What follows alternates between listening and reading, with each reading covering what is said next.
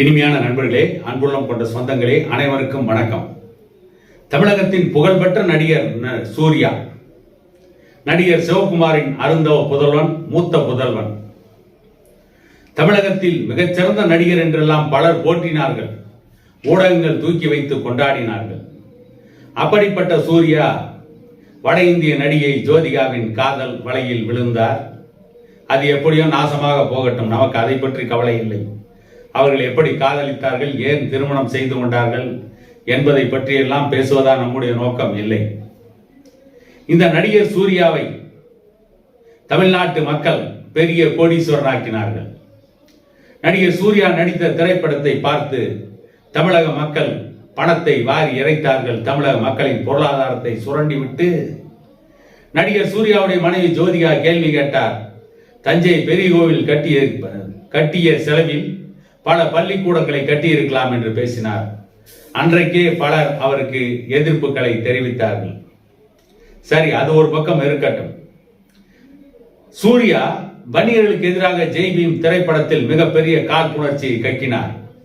வன்னியர்கள் மீது மிகப்பெரிய வன்மத்தை காட்டினார். அதுவரை சூர்யாவுக்கும் வன்னியர் சமூகத்திற்கும் எந்த பிரச்சனையும் இல்லை. சூர்யாவை நாம் கண்டுகொள்வது கூட இல்லை. சூர்யாவை பற்றி நாம் கவலைப்படுவதும் இல்லை. அவர் ஒரு நடிகர், அவர் அவருடைய வேலையை பார்க்கிறார், நாம் நம்முடைய வேலை பார்க்கிறோம் என்றுதான் போய்கொண்டிருந்தோம். ஆனால் வன்னியர்களுக்கு எதிராக ஒரு வன்மத்தை கக்கிவிட்டு வன்னியர்களுக்கு எதிரானோடும் காழ்ப்புணர்ச்சியை உருவாக்கி அவர்களிடம் அவருடைய பொருளாதாரத்தை கொள்ளையடித்த மிகப்பெரிய மோசடி பேர்வழி நடிகர் சூர்யா என்பது அப்பொழுதுதான் அம்பலமானது.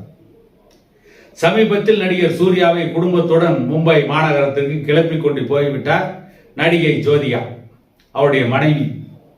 மும்பைக்கு போனால் அகில உலக சூப்பர் ஸ்டார் ஆகிவிடலாம், இந்தியா முழுவதும் பெரிய நடிகராகிவிடலாம் என்று சூர்யாவை மும்பைக்கு கூட்டி சென்றார்.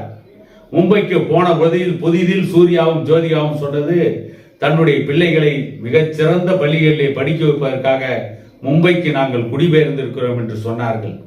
மிகச்சிறந்த படிப்பை படிக்க வைத்து அவருடைய பிள்ளைகள்லாம் பெரிய என்ன அறிவியல் அறிஞர்களாக விஞ்ஞானிகளாக மாறப்போகிறார்கள். அதெல்லாம் ஒன்றும் கிடையாது.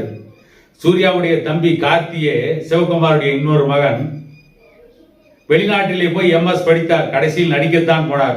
எம்எஸ் படிப்புக்கும் அந்த நடிப்புக்கும் என்ன சம்பந்தம்? ஒரு வெங்காயமும் கிடையாது. அதை போல ஜோதிகா, சூர்யாவுடைய பிள்ளைகள் அங்கே படித்து என்ன பெரிய மேதாவியாக போகிறார்கள்? அது ஒன்றும் கிடையாது. அவர்களும் நடிக்கத்தான் வரப்போகிறார்கள். அந்த திரைலோகத்தில் தான் வந்து மக்களுடைய வரிப்பணத்தை கொள்ளையடிக்க போகிறார்கள், மக்களுடைய வருமானத்தை கொள்ளையடிக்க போகிறார்கள். அவர்கள் மட்டும் சுகபோகமாக வாழப் போகிறார்கள். இது தெரிந்த விஷயம் தானே. இதற்கு மும்பைக்கு படிக்க போக வேண்டும்? ஆனால் கதை விட்டார்கள் தமிழக மக்களை ஏமாற்றுவதற்காக. ஏனென்றால் இவர்கள் நடிக்கின்ற படம் ஓட வேண்டும், அதன் மூலம் இவர்களுக்கு வருமானம் வாரி குவிக்கப்பட வேண்டும், அந்த வருமானத்தில் இவர்கள் சுகபோகமாக வாழ வேண்டும். இதை தவிர வேற என்ன இருக்கிறது? ஜோதிகா சமீபத்தில் ஒரு நட்சத்திர ஓட்டலில் கவர்ச்சிகரமான உடை அணிந்து சென்றார் என்று கூட சொல்லப்பட்டது. அது நமக்கு தேவையில்லை. அவர் எப்படி வேண்டுமானாலும் போகட்டும். அவர் எவ்வளவு கவர்ச்சியாக போனால் என்ன, ஆபாசமாக போனால் என்ன? அதனால் சமுதாயம் கேட்டால் அதற்கு எதிராக மட்டும்தான் குரல் கொடுப்போம். அவர்கள் எந்த ஆடை போட்டுக்கொண்டு போனால் என்ன, ஆடை இல்லாமல் போனால் என்ன, அதை பற்றி நாம் ஏன் கவலைப்பட போகிறோம்? இன்னொரு முக்கியமான விஷயம், எதை நாம் பேச வந்தோம் என்று கேட்டால், நடந்து முடிந்த பாராளுமன்ற தேர்தலில் சூர்யாவை துரத்தி விட்டார் தமிழ்நாட்டிற்கு ஜோதிகா. சூர்யாவை தன்னந்தனியாக துரத்தி விட்டு சூர்யாவை மும்பை மாநகரத்தில் கொண்டு போய் இந்தி படங்களிலே நடிக்க வைத்து ஷாருக் கானை மிஞ்சுகின்ற அளவிற்கு நடிகராக மாற்றப் போகிறோம் என்றெல்லாம் கனவுகளை விதைத்து சூர்யாவை மும்பை மாநகரத்திற்கு அழைத்து சென்ற ஜோதிகா சூர்யாவை தன்னந்தனி மனிதனாக தமிழ்நாட்டுக்கு துரத்தி விட்டார். துரத்தி விட்டு அவர் ஓட்டு போட்டார். கடந்த பாராளுமன்ற தேர்தலில் 19ஆம் தேதி ஓட்டு போட்டவரிடம் அங்கே இருக்கின்ற பத்திரிகையாளர்கள் கேட்டார்கள், அவர்களுக்கு எவ்வளவு பெரிய முக்கியமான வேலை பத்திரிகையாளர்களுக்கு, ஏன் ஜோதிகா வரவில்லையா? ஏன்னா ஜோதிகா இவருக்கு சொந்தக்காரி பாரு. இந்த பத்திரிகையாளர்களாம் எவ்வளவு என்ன வேலைன்னு பாருங்க. பத்திரிகையாளனுக்கு நடிகை வராரா, வள்ளியா, எந்த நடிகன் வந்தா, எந்த நடிகை வரல, ஓட்டு போட கூட முடியாமல் பலர் இன்றைக்கு நாட்டிலே தவித்துக் கொண்டிருக்கிறார்கள். இந்த நாட்டிலே வறுமை தாண்டவமாடி கொண்டிருக்கிறது. அதை பற்றி இந்த பத்திரிகையாளர்களுக்கு, ஊடகவியலாளர்களுக்கு எந்த ஒரு கவலையும் கிடையாது. ஆனால் ஏன் ஜோதிகா வரவில்லை?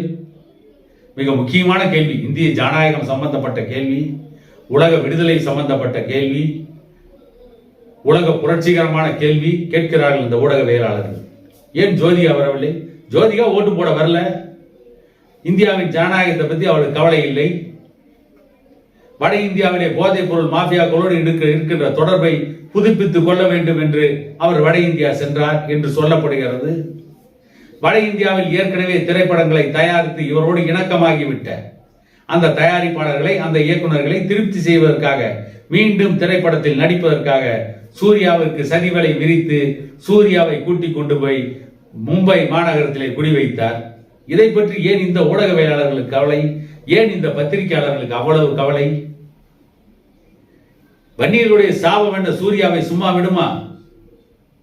பேசாமல் இருந்த வன்னியர்கள், தன்னுடைய வேலையை பார்த்து கொண்டிருந்த வன்னியர்கள், அந்த வன்னியர்கள் மீது ஒரு திரைப்படத்தில் வன்மத்தை கிளப்பிவிட்டு வன்னியர்களுடைய மிகப்பெரிய தலைவராக இருந்த காடுவெட்டி குரு அவர்களை ஒரு கிரிமினலை போல சித்தரித்து விட்டு வன்னியர்கள் தன்னுடைய உயிரை விட பெரிதாக மதிக்கின்ற அக்னி கலசத்தை அந்த திரைப்படத்திலே அவமானப்படுத்திய சூர்யாவிற்கு இதுவும் வேண்டும், இன்னமும் வேண்டும்.